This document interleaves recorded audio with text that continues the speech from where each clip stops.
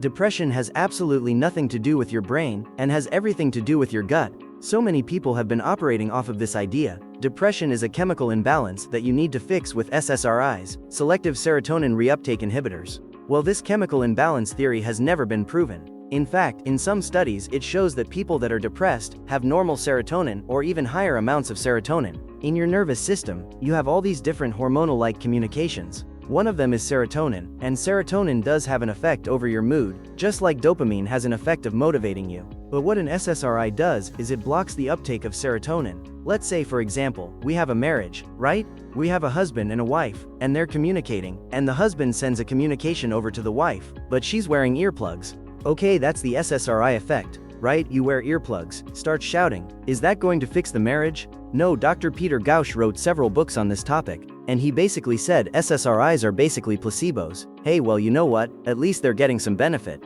right? Yeah, but what about the side effects? Okay, because in his book he talks about the massive serious side effects of SSRIs: sexual dysfunction, no orgasm, decreased libido, you don't experience emotion anymore, worsening of the depression. Let's just compare that with something like St. John's wort. St. John's wort doesn't just deal with serotonin, it deals with dopamine, it's an anti-inflammatory, it even reduces cortisol. And what does the medical profession say about St. John's wort? They say, well, you have to be careful not to take it, because if you're taking that in a psych drug, you might increase serotonin.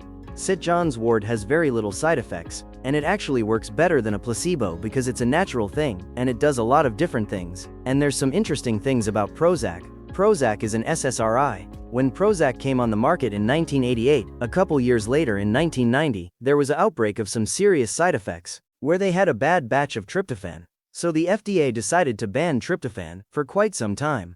They lifted the ban of tryptophan right after the patents for Prozac ran out, to be continued. Contact us, Dr. Raman Kara, for consultation. A MetaHealth X venture.